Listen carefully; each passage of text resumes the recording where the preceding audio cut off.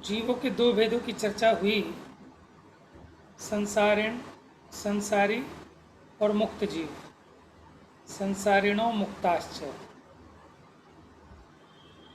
अब संसारी जीव भी दो प्रकार के, संसारिण त्रस स्थावरा। संसारी जीव त्रस और स्थावर के भेद से दो प्रकार के हैं। उसमें स्थावर की चर्चा की, पृथ्वी अप तेजो वायु वनस्पत्या स्थावरा। पृथ्वी का एक, जल का एक, अग्नि का एक, वायु का एक, वनस्पति का एक। ये पांच प्रकार के भेद वाले जिनके स्थावर नाम कर्म का उदय है, वे स्थावर जीव हैं। इस प्रकार हमने 13वें सूत्र में देखा। फिर 14वें सूत्र में हमने देखा द्विंद्रियादय त्रषा, ये दो इंद्रिय आदि रस है। लेकिन कहाँ तक? पंचेंद्रिया ने, पांच इंद्रिय तक। अब यहाँ पांच इंद्रिय की चर्चा आई तो ये प्रश्न उठा, ये इंद्रियां हैं क्या? तो कहते हैं इंद्रियां दो प्रकार की होती हैं, द्विविधानी। दो प्रकार की कौन कौन सी होती हैं? कि द्रव्येंद्रिय और भावेंद्रिय। अब उसमें पहले चर्चा प्रारंभ हुई द्रव्येंद्रिय की। निर्वृत्ति उपकरण द्रव्येंद्रिय। इस प्रकार 17वें नंबर का सूत्र बताया, निर्वृत्ति और उपकरण रूप द्रव्येंद्रिय है। निर्वृत्ति क्या है? कि कर्म उदय के निमित्त में जो पुद्गल की रचना है, जैसे आंख, कान, नाक आदि। और उपकरण क्या है? ये जो रचना हुई यहाँ, इनके उपकारक, वो उपकरण है।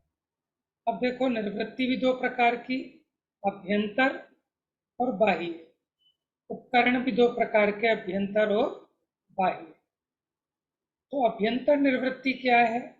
कि जहाँ ये बहिरंग निर्वृत्ति है, जो आपको बाहर में इंद्रिय दिखती है ना, ये पूरी आंख ये इंद्रिय नहीं है। इसमें जो मसूर की दाल के समान बीच में एक काला दाना है, वो चक्षु इंद्रिय है, वो द्रव्य इंद्रिय है। उसको कहेंगे निर्वृत्ति, उद्गल की रचना। और जहाँ वो मसूर की दाल के समान यहाँ रचना है, इसके पीछे जो आत्म प्रदेश हैं, उसमें भी उसी के आकार की प्रदेशों में रचना है, वो है अभ्यंतर निर्वृत्ति। अब निर्वृत्ति का उपकार करने वाले को उपकरण कहते हैं। अब जो बहिरंग निर्वृत्ति थी, इसका उपकार करने वाली पलकें, बिरोनी, भौहें हैं, ये बहिरंग उपकरण हो गया।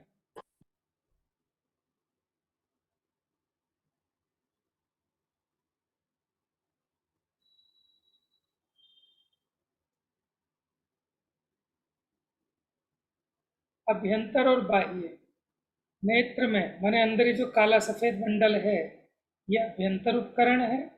बाहर में पलके आदि, ये बाह्य उपकरण है। अब आज चर्चा प्रारंभ होनी है भावेंद्रिय की। देखो, द्रव्येंद्रिय तो पुद्गल की रचना, ठीक है। द्रव्येंद्रिय क्या है? पुद्गल की रचना।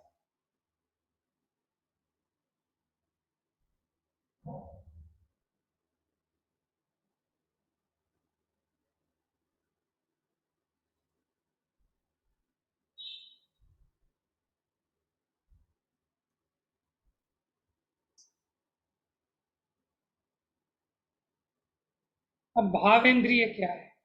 भावेंद्रिय जैसा कि नाम से स्पष्ट है, ये जीव का भाव है, ठीक है। ये कोई पुद्गल का कार्य नहीं है, ये जीव का कार्य है। इसके दो भेद हैं, लब्धि और उपयोग। इनको भावेंद्रिय कहते हैं। देखिए, लब्धि क्या है? पहले आपको जनरल बता दूं कि इन इंद्रियों के माध्यम से जो हमारा ज्ञान प्रवर्तित होता है, उसको कहते हैं भावेंद्रिय। ये जो जड़ रूप आंख, नाक, कान इंद्रिया है, तो द्रव्येंद्रिय, और इनके माध्यम से जानने वाला ज्ञान, वो भावेंद्रिय। अब वो भावेंद्रिय दो प्रकार की, लब्धि और उपयोग। चलो पूनम पढ़ोगी? पढ़ी। लब्धि। लब्धि। जिसकी निकटता में आत्मा द्रव्येंद्र की रचना के प्रति व्यापार प्रवृत्ति करता है, वह ज्ञानावरण कर्म के विशेष क्षयोक्षम की निमित्तता में विशिष्ट प्राप्ति उपयोग लब्धि के कारण उस विषय रूप आत्मा का ज्ञेय के आकार रूप ज्ञान का परिणमन होना। देखिए, प्रश्न। सिंपल सा अर्थ है, लब्धि मैंने होता है उपलब्धि, प्राप्ति, और उपयोग मैंने होता है उसका यूज। ठीक है, लब्धि मैंने उपलब्धि और उपयोग मैंने उसका यूज। तो देखो, इन इंद्रियों के द्वारा आत्मा जाने, ऐसी इसको उपलब्धि हुई है ना, शक्ति की प्राप्ति हुई है। यानी ज्ञानावरणी कर्म का जो क्षयोक्षम है, ठीक है, माने ज्ञानावरण कर्म के विशेष क्षयोक्षम की निमित्तता में वो शक्ति इसकी प्रकट हुई है। ये कितना जान सकता है, माने मैं आंखों से भी जानूं, नाक से भी सूंघूं, कानों से सुनूं, ये जितनी शक्ति मुझे प्रकट है वो कहलाती है उपलब्धि। अब शक्ति तो प्रकट है, लेकिन शक्ति प्रकट होने के बाद भी अब उसके द्वारा जो जानना देखना हो रहा है, जितना यूज हो रहा है उस शक्ति का, वो जानने देखने का व्यापार, वो कहलाता है उपयोग। जैसे आपकी 10,000 रुपये खर्चने की शक्ति है, लेकिन अभी तो आप 1,000 ही खर्च रहे हैं एक बार में। तो जितनी आपको शक्ति व्यक्त हुई है वो लब्धि है, और उसमें से आप जितना यूज कर रहे हैं वो उपयोग है। चलिए पढ़िए। प्रश्न। उपयोग इंद्रिय का फल होने के कारण उसे इंद्रिय कहना उचित नहीं है। उत्तर। कारण का धर्म कार्य में भी दिखाई देता है। जैसे घट के आकार परिणत ज्ञान को घट कहते हैं, उसी प्रकार उपयोग को इंद्रिय या इंद्रिय को उपयोग कहते हैं। जैसे आत्मा के लिंग या चिन्ह को इंद्रिय कहते हैं, उसी प्रकार का लक्षण उपयोग होने के कारण उसे इंद्रिय कहते हैं। किसी जीव में सुनने की शक्ति होने पर भी उपयोग अन्यत्र अन्य विषय में लगा होने पर उसे कुछ भी सुनाई नहीं देता है, अतः उपयोग को इंद्रिय कहना उचित है। हाँ जी, यहाँ कह रहे हैं कि उपयोग को आप इंद्रिय क्यों कह रहे हो, भावेंद्रिय कहा ना उपयोग को। तो प्रश्न ये है कि आप उपयोग को इंद्रिय क्यों कह रहे हो। ये तो इंद्रियों का फल है, माने आपको इंद्रियां मिली, अब इसके द्वारा आपका जानने का उपयोग रूप कार्य होता है, ये तो इंद्रिय का फल है। तो हमने कहा कारण का धर्म कार्य में भी दिखाई देता है। जैसे घट को जानने वाले ज्ञान को घट ज्ञान कहते हैं, पट को जानने वाले ज्ञान को पट ज्ञान कहते हैं। माने उस ज्ञान को ही उस कार्य की अपेक्षा नाम मिलता है। जैसे कहते हैं कि इसको शास्त्र का बहुत ज्ञान है, तो शास्त्र को जानने वाले ज्ञान का नाम भी क्या हो गया, शास्त्र ज्ञान। अंग्रेजी को जानने वाले ज्ञान का नाम क्या हो गया, अंग्रेजी ज्ञान। इसी प्रकार उपयोग को इंद्रिय या इंद्रिय को उपयोग कहते हैं, कारण का कार्य में उपचार करके अथवा कार्य का कारण में उपचार करके। जैसे आत्मा के चिन्ह को इंद्रिय कहते हैं, उसी प्रकार का लक्षण उपयोग में होने के कारण, क्योंकि उपयोग भी आत्मा का चिन्ह है। जैसे इंद्रियों को कहा ना, मैंने जिनके द्वारा ऐसे आत्मा के विशेष चिन्ह, जिनके द्वारा आत्मा देखने, सुनने, सूंघने, चखने आदि का कार्य करता है, वो इंद्रिय है। तो ये जो बाहर की इंद्रियां हैं, ये तो पौद्गलिक है, वास्तव में तो ये जीव उपयोग से जानता है। तो इसलिए उपयोग को इंद्रिय कहने में कोई आपत्ति नहीं। क्योंकि देखो, किसी जीव में सुनने की शक्ति तो है, लब्धि तो है, लेकिन अगर मान लो उसका उपयोग कहीं और लगा है, जैसे भी आप लोग सुन रहे हैं, इतने में आपका फोन आ जाए या घर में कोई आ जाए, आप जानने की शक्ति तो है, लेकिन आपका उपयोग डाइवर्ट हो गया, तो आपको सुनने पर भी उसका ज्ञान होने वाला नहीं है। ठीक है, सुनने की शक्ति है लेकिन उपयोग अन्यत्र है, अन्य विषय में लगा है, तो उसे कुछ भी सुनाई नहीं देता। इसलिए उपयोग को इंद्रिय कहना उचित है। बढ़िया। अथवा कोई जीव किसी पदार्थ को जानना चाहता है, परंतु उसके क्षायोक्षमिक शक्ति नहीं होने के कारण वह जान नहीं पाता है। अतः लब्धि और उपयोग दोनों मिलने पर ही विषय के ज्ञान की सिद्धि होने के कारण लब्धि और उपयोग इन दोनों रूप भावेंद्रिय जानना। हाँ जी, आपको बात समझ में आई? जब ये जानने के लिए उद्यम तो कर रहा है, जानना तो चाहता है, लेकिन उतनी क्षयोक्षमिक शक्ति नहीं है, तो वो जान नहीं सकता। इसलिए दोनों चीजें चाहिए, उतनी शक्ति की प्रकटता भी चाहिए और उसको जानने रूप प्रवर्तन भी चाहिए। ठीक है, शक्ति की प्रकटता होने पर भी अगर जानने रूप प्रवर्तन ना करे तो जानना नहीं होता। अब जानने रूप तो चेष्टा करे लेकिन शक्ति ही प्रकट ना हो तो भी जानना नहीं होता। इसलिए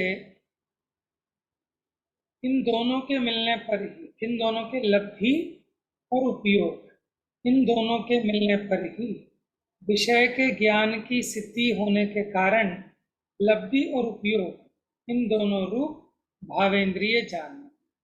ठीक है, तो विशेष व्याख्या थी। सामान्य व्याख्या में इतना समझना कि जो पौद्गलिक इंद्रियां हैं इसको कहते हैं द्रव्येंद्रिय, और इन इंद्रियों के माध्यम से जानने वाला ज्ञान उसका नाम है भावेंद्रिय। अब पंचेंद्रियानी तो कहा, लेकिन वो इंद्रियां हैं कौन कौन सी, किस क्रम से होती हैं, उसके लिए 19 नंबर का सूत्र पढ़िए। अब 5 इंद्रियों के नाम और क्रम बताने के लिए सूत्र कहते हैं। स्पर्शन रसन घ्राण चक्षु श्रोत्राणि। स्पर्शन रसन घ्राण चक्षु श्रोत्र ये 5 इंद्रियां हैं। आत्मा जिससे अपने विषय का स्पर्श करता है वह स्पर्शन, जिससे रस का आस्वाद लेता है वह रसन, जिससे गंध को सूंघता है वह घ्राण, जिससे रूप को देखता है वह चक्षु, और जिससे शब्द को सुनता है वह श्रोत्र इंद्रिय है। ये परतंत्र पने से करण साधन रूप और स्वतंत्र पने से कर्ता साधन रूप है। लोक में ये दोनों ही प्रचलित हैं। पारतंत्रीय विवक्षा में ऐसा कहा जाता है कि मैं इन नेत्रों से भलीभांति देखता हूँ, इन कानों से अच्छी तरह सुनता हूँ इत्यादि। स्वातंत्र्य विवक्षा में ऐसा कहा जाता है कि मेरे नेत्र देखते हैं, मेरे कान भली भांति सुनते हैं इत्यादि। देखिए, बात समझ में आई? आत्मा जिसके माध्यम से अपने विषय को स्पर्श करता है, आस्वाद लेता है, सूंघता है, देखता है, सुनता है, वे सब इंद्रिय हैं। अब इसकी दो तरह से इसकी निरुक्ति की जाती है, एक तो करण साधन से और एक कर्ता साधन से। जैसे मैं आंखों से देखता हूँ, तो ये आंखें हो गई साधन। देख कौन रहा है? मैं आंखों से देखता हूँ, ये परतंत्र विवक्षा होगी। स्वतंत्र विवक्षा में कहेंगे आंखें देखती हैं। ठीक है, इसी प्रकार मैं कानों से सुनता हूँ, ये परतंत्र विवक्षा हो गई, और कान सुनते हैं। ठीक है, ये स्वतंत्र विवक्षा हो। तो दोनों रूपों में इसके प्रयोग होते हैं। बढ़िया।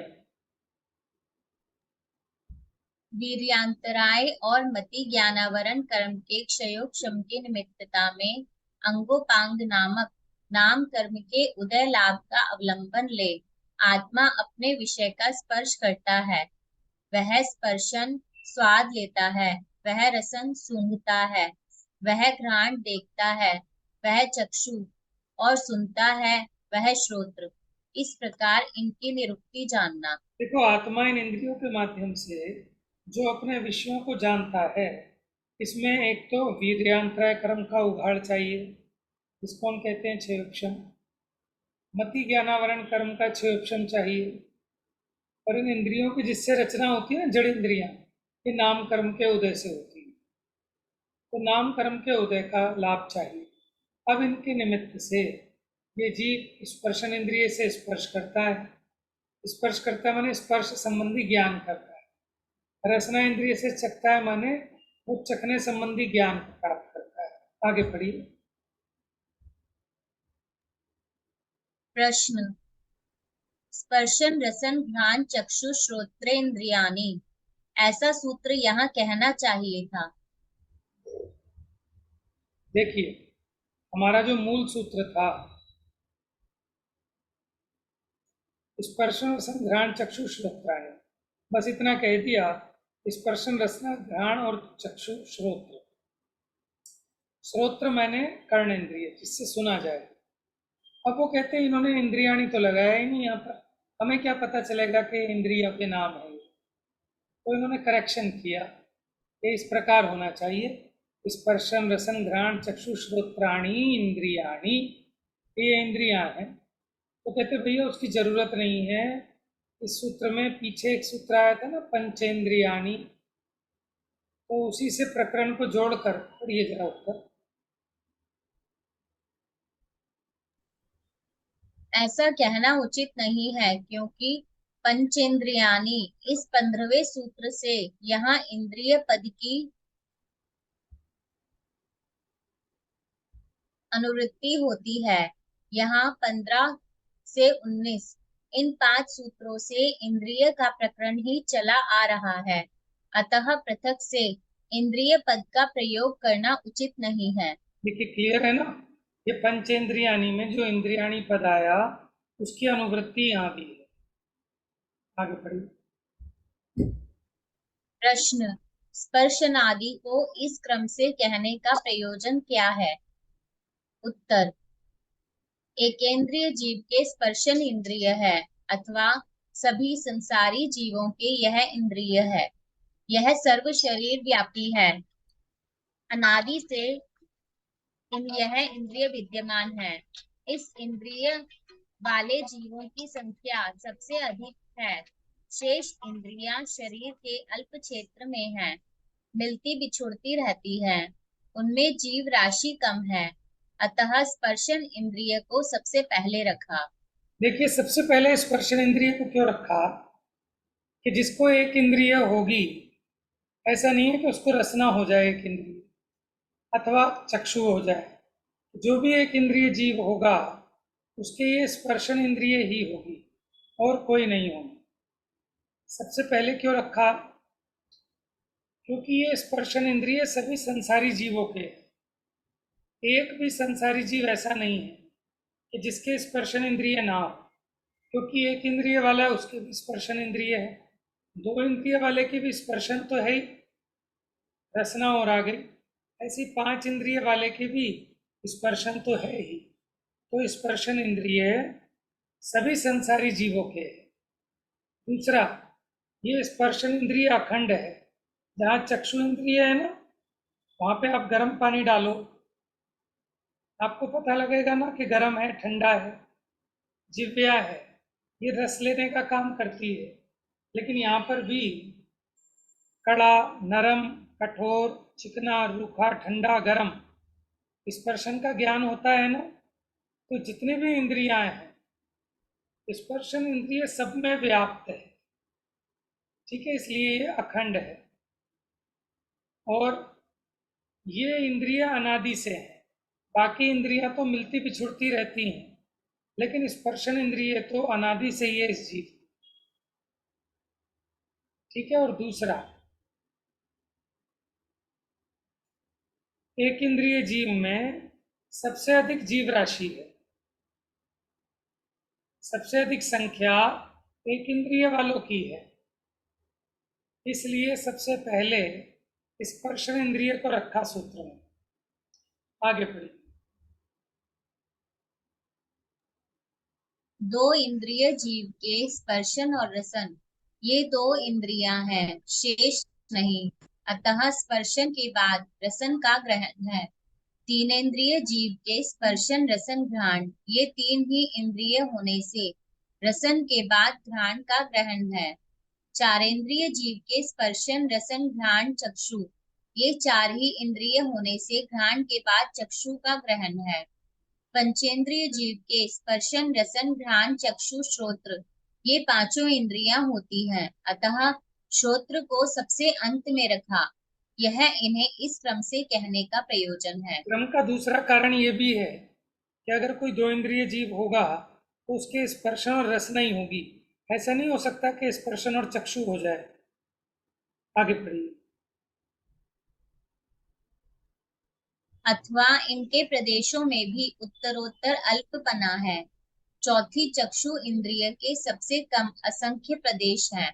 इनसे असंख्यात गुणे श्रोत्र इंद्रिय के, इनसे असंख्यात गुणे घ्राण इंद्रिय के, इनसे असंख्यात गुणे रसन इंद्रिय के प्रदेश हैं, तथा इनसे असंख्यात गुणे स्पर्शन इंद्रिय के प्रदेश हैं। इस कारण भी इन्हें इस क्रम से रखा गया। देखो, इन इंद्रियों के प्रदेश मतलब आप समझ लो जितनी जगह घेरते हैं, इनका साइज समझ लो। जैसे कर्ण नहीं लिया है इन्होंने, है ना। तो चौथी चक्षु इंद्रिय है,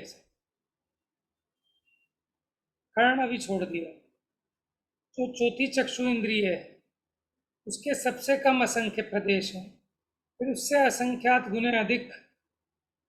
तो फिर उसके बाद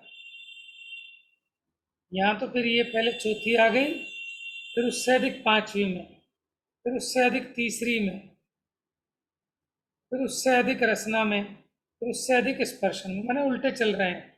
बस इसमें ये है, चक्षु इंद्रिय में सबसे कम है, फिर उससे अधिक कर्ण इंद्रिय में, फिर उससे अधिक घ्राण इंद्रिय में, फिर उससे अधिक रसना के, फिर उससे अधिक स्पर्शन इंद्रिय के प्रदेश। अब देखो प्रश्न खड़ा कर दिया, जो हमें प्रश्न उठा, पढ़िए।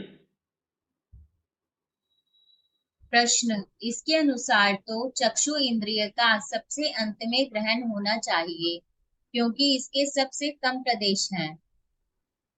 उत्तर, तुम्हारा यह कहना सत्य है, परंतु इसमें इतना विशेष है कि श्रोत्र इंद्रिय के बहुपकारीपना है। इसके द्वारा ही आत्मा धर्म श्रवण करके हित की प्राप्ति और अहित का त्याग करता है, अतः इसे सबसे अंत में रखा। तो श्रोत्र इंद्रिय बहुत उपकारी है, इसलिए इसको अलग से लास्ट में लिखा, क्योंकि कानों के द्वारा ही धर्म सुनकर ये जीव हित की प्राप्ति और अहित का त्याग करता है। अब इन इंद्रियों के आकार कैसे हैं, पढ़िए। इन इंद्रियों के आकार कैसे हैं? उत्तर, स्पर्शन इंद्रिय विविध आकार रूप है, क्योंकि 5 स्थावर और 2 इंद्रिय आदि 10 जीवों के शरीर का आकार अनेक रूप है।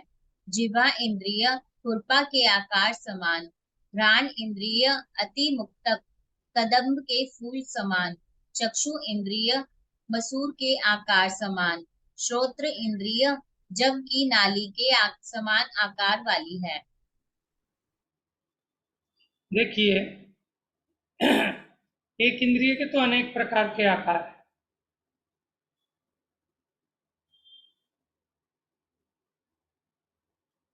अच्छा, जो जिह्वा इंद्रिय है ये खुरपा के आकार के समान। खुरपा देखा आपने, जो माली होता है ना, खुरपे से जिसमें बागवानी करता है, आगे से पीछे हैंडल होता है ना। वो मिस्त्री लोग भी रखते हैं अपने पास उसको, जैसे पलटा होता है चावल वाला, उस तरह से कुछ होता है। हाँ, घ्राण इंद्रिय अति मुक्तक कदम्ब के फूल समान। अब देखो ऐसी चीजें ना गूगल पे सर्च कर लिया करो, गूगल इमेज में जाना और मुक्तक के फूल और कदम्ब के फूल की पिक्चर देख लेना आप अच्छे से, तो ये आपको पता लग जाएगा घ्राण इंद्रिय का आकार कैसा है। चक्षु इंद्रिय मसूर के आकार समान और श्रोत्र इंद्रिय जव की नाली के आकार समान। माने ऐसे अंदर में ना नाली के समान है, लेकिन ये कान जो है वास्तव में ये इंद्रिय नहीं है, ये तो ढक्कन है। ये बताओ मुझे, निवृत्ति है कि उपकरण है ये? उपकरण। उपकरण। निवृत्ति तो अंदर है। अंदर वाली नहीं, ये जो आप शेप बता रहे हो वो पूछ रहे हो ना भैया? हाँ जी। जो आप शेप बता रहे हो ये जब की नाली वगैरह वो वाले पूछ रहे हो ना? हाँ हाँ हाँ। ये तो निवृत्ति में नहीं आएंगे? क्या चीज? ये जो नहीं, आपने शेप्स बताई है, वो तो नाक की निवृत्ति मसल। में आएंगे। मैंने तो हाँ हाथ वही में बत, पूछा, ये जो आप कान तो हम इसे अच्छा, समझते हैं ना, ये कान, ये ठीक है, कान वो नहीं मेरे है, को मिस्टेक ये रही होगी। ये उपकरण है। ठीक। अब इनकी अवगाहना कितनी है, मैंने इनका साइज कितने आकाश के प्रदेशों को रोकते हैं, पढ़िए। चक्षु इंद्रिय की अवगाहना घनांगुल के असंख्याते भाग प्रमाण है। उससे असंख्यात गुणी श्रोत्र इंद्रिय की, उससे असंख्यात गुणी घ्राण इंद्रिय की, उससे संख्यात गुणी जीवा इंद्रिय की, और उससे संख्यात असंख्यात गुणी स्पर्शन इंद्रिय की अवगाहना है। इस प्रकार इन पांचों इंद्रियों की अवगाहना जानना। आगे पढ़िए। इन पांचों इंद्रियों में कथनचित पारस्परिक भेद भी है और अभेद भी है। ये अपने अपने विषय को ही ग्रहण करती है, अन्य को नहीं, अतः भेद रूप है। परंतु भावेंद्रिय मात्र आत्मा का ही परिणाम है और द्रव्येंद्रिय मात्र पुद्गल का ही परिणाम है, अतः अभेद रूप भी है। देखिए, प्रत्येक इंद्रिय अपने अपने विषय को ग्रहण करती है। ये नहीं कि रसना इंद्रिय चक्षु इंद्रिय का भी काम कर ले, चक्षु इंद्रिय घ्राण इंद्रिय का भी काम कर ले, ऐसा नहीं। ठीक है, इसलिए तो इनमें भेद है। अच्छा, और भावेंद्रिय वो जीव का परिणाम है। अब चाहे वो स्पर्शन हो, रसना हो, घ्राण हो, चक्षु हो, कर्ण हो, ये सभी भावेंद्रिय आत्मा का परिणाम है। उसी प्रकार ये जो द्रव्य इंद्रिय है सारी की सारी, ये पुद्गल का ही परिणाम है। इसलिए पांचों इंद्रियां पौद्गलिक हैं, इसलिए अभेद है। अथवा भावेंद्रिय की अपेक्षा कहो तो पांचों इंद्रियां आत्मा का ही परिणाम है, इसलिए अभेद है। अच्छा, कौन बताएगा कि हमने पांच इंद्रियों को आत्मा का परिणाम कैसे कहा? ठीक है, अभी जरा स्पीड स्पीड में बढ़ते जा रहे हैं, थोड़ा सा पक्का भी करा दें। भावेंद्रियों की भैया अपेक्षा। ज्ञान तो आत्मा के ज्ञान से ही रही हैं ये सब। हाँ सब जी। में जो ये ज्ञान झलक रहा है, जितनी भी इंद्रियां हैं, जो ये जिनसे हम जान रहे हैं, इसमें जो ज्ञान है वो तो आत्मा का ही है ना, बराबर। इसलिए कहा है इन्हें। तो भावेंद्रिय किसको कहते हैं, कौन बताएगा? हाँ, जो इंद्रियों के माध्यम से ज्ञान होता है। Very good. ठीक है, इंद्रियों के माध्यम से जो ज्ञान हो रहा है, माने कर्म के क्षयोक्षम की निमित्तता में ये जीव का इंद्रियों के माध्यम से जो पदार्थों के जानने रूप परिणमन है, वो भावेंद्रिय है। तो जानने रूप परिणमन तो आत्मा का है, ये इंद्रियां उसमें निमित्त मात्र है। तो इनको कहते हैं द्रव्येंद्रियां। और इन इंद्रियों की सहायता से जो अपना ज्ञान प्रवर्त रहा है, जिसको हमने कहा था लब्धि और उपयोग, वो जीव का परिणाम है। अब ये जो पांच इंद्रियां हैं, इन पांच इंद्रियों के विषय क्या हैं? स्पर्शन इंद्रिय का विषय क्या? ठीक है। रसना इंद्रिय का विषय क्या? माने स्पर्शन इंद्रिय किसको ग्रहण करेगी, रसना इंद्रिय किसको जानेगी, वो पढ़ते हैं। पढ़िए अगला सूत्र। स्पर्श स्पर्श रस गंध वर्ण शब्दास तदर्था। तदर्था उनके माने, स्पर्श तदर्था माने उसके विषय हैं। किसके? स्पर्श, रस, गंध, वर्ण किस किस के विषय हैं? स्पर्शन का विषय स्पर्श है, रसना का विषय रस है, घ्राण का विषय गंध है, चक्षु का विषय वर्ण है, और कर्ण इंद्रिय का विषय शब्द है। पढ़िए। उनके स्पर्श रस गंध वर्ण शब्द विषय हैं। जिसे स्पर्श करते हैं अथवा जो स्पर्श करने योग्य है, वह स्पर्श है। जिसका स्वाद लेते हैं अथवा जो आस्वादन रूप है, वह रस है। जिसे सूंघते हैं अथवा जो सूंघने रूप है, वह गंध है। जिसे देखते हैं अथवा जो देखने रूप है, वह वर्ण है। जिसे सुनते हैं अथवा जो शब्द रूप है वह शब्द है।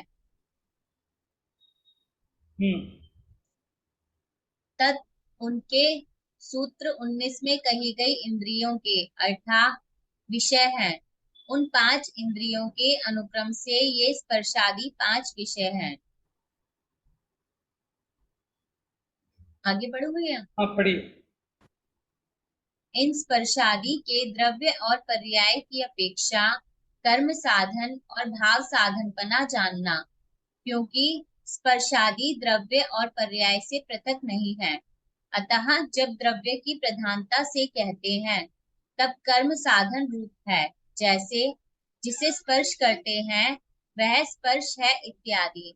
जब पर्याय की प्रधानता से कहते हैं तब भाव साधन रूप है, जैसे स्पर्श करना स्पर्श है इत्यादि।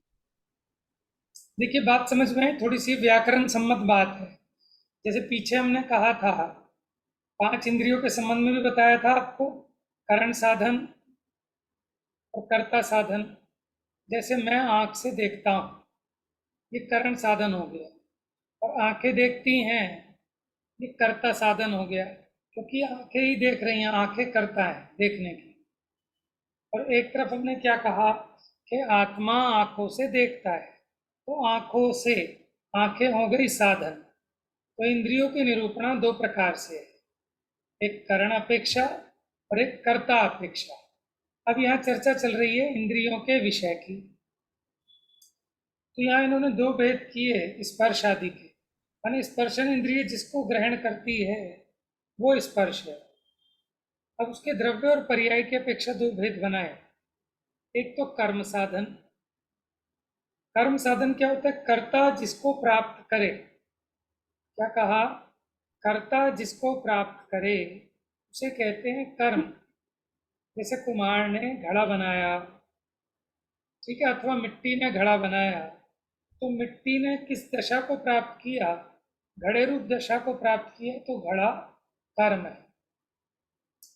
तो यहाँ कहते हैं कर्म साधन में क्या है? जैसे जिसे स्पर्श करते हैं वो स्पर्श है, जिसे चखते हैं वो रस है, जिसे सुनते हैं वह शब्द है। ये जो परिभाषा की हमने, ये हो गई कर्म साधन प्रधान। अब अगर भाव साधन में देखें तो भाव साधन में एक्शन देखना है, क्रिया देखनी है। जैसे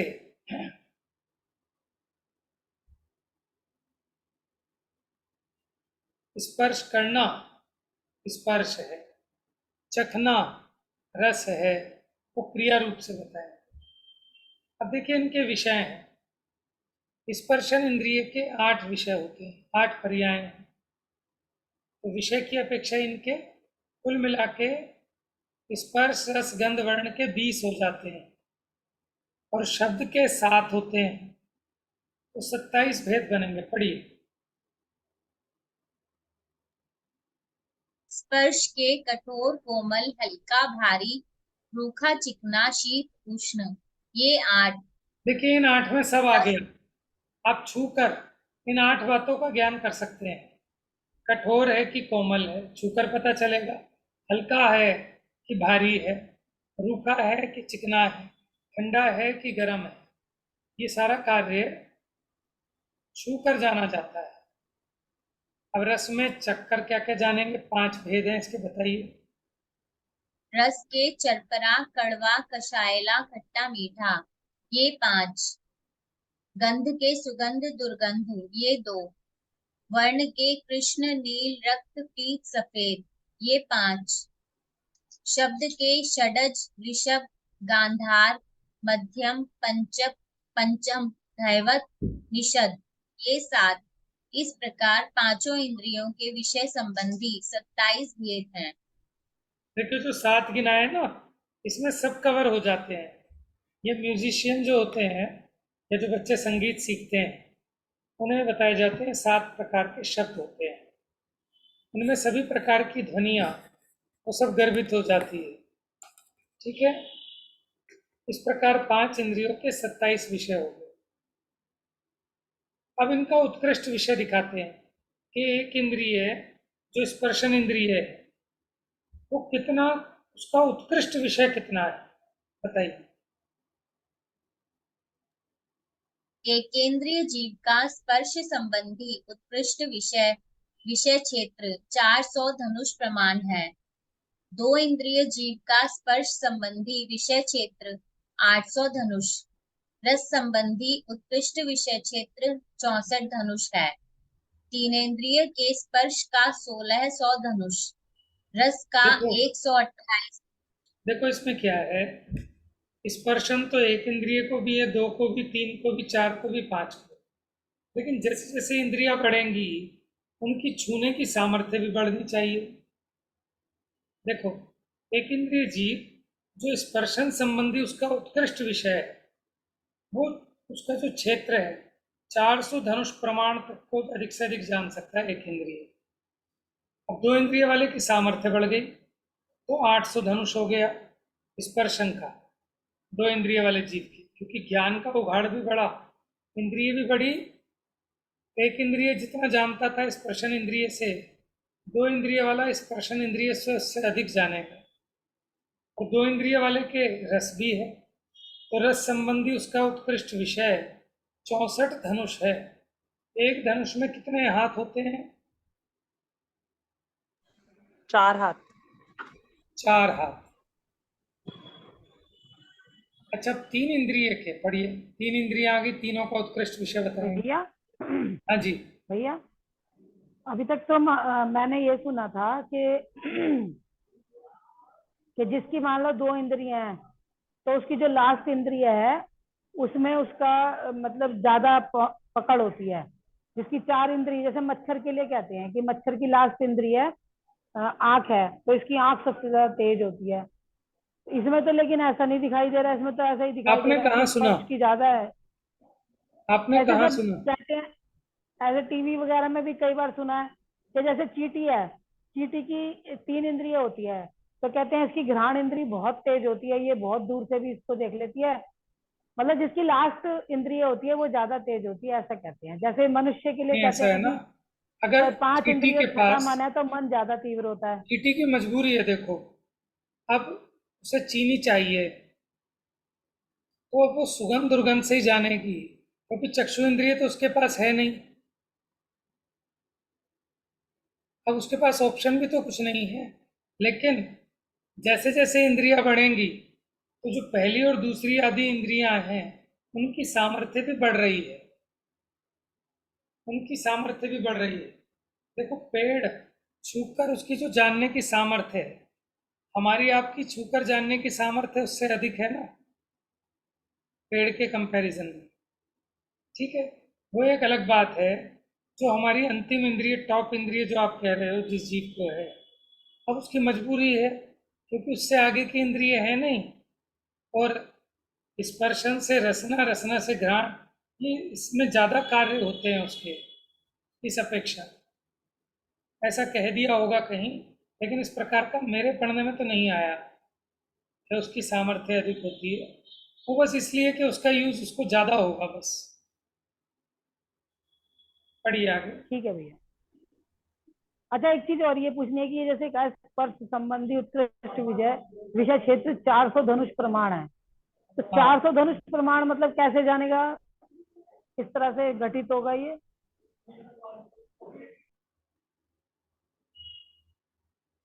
ये देखो, उसका जो विषय, जैसे अभी हम यहाँ बैठे हैं, हम कितने क्षेत्र तक का छू सकते हैं? माने जहाँ तक हमारे हाथ चले जाएंगे हम तो हम वहां तक बस का हाँ, छू जहाँ जहाँ सकते हैं। हमारे हाथ जाएंगे। अपने देह है उससे थोड़ा या बहुत गुना चौगुना। ठीक है। देह से भी बड़ा ज्यादा कैसे देख सकते हैं? बस है। जहाँ तक देह फैल सकती है हमारी, हम वहीं तक ही तो देख सकते हाँ, हैं जहाँ तक वहीं हमारा तक शरीर छूने फैल संबंधी सकता ज्ञान की बात, और ये उत्कृष्ट विषय चल है। रहा है। हाँ आपको पता है, एक इंद्रिय की अवगाहना बहुत बड़ी भी होती है। एक इंद्रिय में सबसे बड़ी अवगाहना उस कमल की गिनाई है ना शायद, उत्कृष्ट अवगाहनाओं में। एक कमल है, वो कितने योजन का है तो एक इंद्रिय, लेकिन अच्छा। उसकी इतनी बड़ी अवगाहना है। तो ये उत्कृष्ट विषय क्षेत्र उस अपेक्षा